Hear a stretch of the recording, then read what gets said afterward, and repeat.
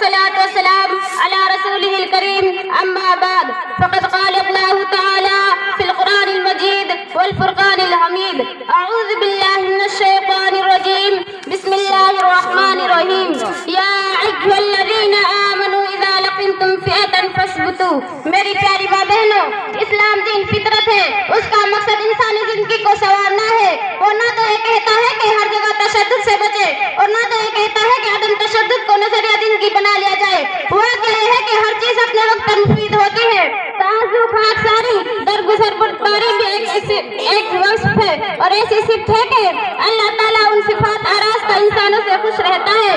اس کے ساتھ ہی ساتھ ثابت قدمی، جرأت، محبت، بہادری بھی ایک ایسی صفت ہے جو انسان کو شہید بنا دیتی ہے یا غازی کامیابی کی ان بلندیوں پر پہنچا دیتی ہے جہاں بزدلی کا گزر تک نہیں. یہی جرأت و ہمت تھی جس نے حضرت موسیٰ علیہ السلام کو فرعون کے سامنے کھڑا کر دیا.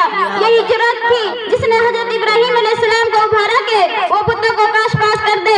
یہی جرأت تھی جس نے پیغمبر آخر الزمان جناب محمد رسول اللہ صلی اللہ علیہ وسلم کو مکہ کی سنگلاخ سرزمین پر کفار کے نرگاہ میں اعلان حق کرایا.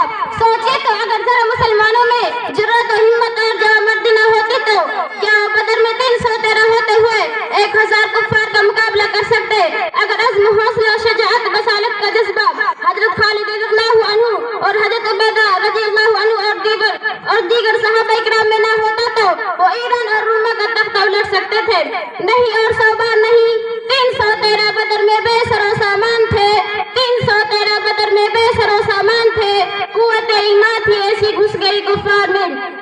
قرآن جس طرح ان لوگوں کی حوصلہ افزائی کرتا ہے جو عفو درگزر سے کام لے، جو غصہ پی جائے، جو کسی کی گالی سن کر برداشت کر لے، جو کسی کی غلطی معاف کرے، اسی طرح قرآن ان لوگوں کی بھی حوصلہ افزائی کرتا ہے جو خدا کی راہ میں پورے عزم کے ساتھ لگ جائے.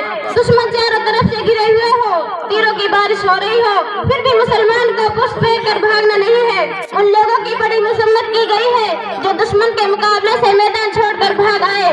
میری پیاری ماں بہنوں، آج کے زمانے میں جبکہ ہم ایک ہنگامی دور سے گزر رہے ہیں، فسادات کے بگولے ملک کے گوشہ گوشہ اور دیش کے ہر خطہ میں ناچ رہے ہیں، ایسے دور میں ہمارے اندر جرأت ہونا چاہیے کہ جو ہمیں ہر موقع پر ثابت قدمی رکھے اور دشمن کو یہ معلوم ہو جائے کہ یہ مسلمان گاجر مولی نہیں ہے کہ جب چاہے انہیں چاقو سے کاٹ کر پھینک دے، بلکہ یہ وہ سمندر کی لہریں ہیں جنہیں روکا نہیں جا سکتا.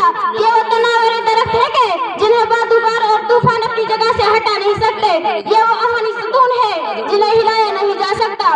اتنی جرأت ہے نہیں کسی قوم میں عرفان، اتنی جرأت ہے نہیں کسی قوم میں عرفان کہ چھینے مسلمان سے قرآن و شریعت.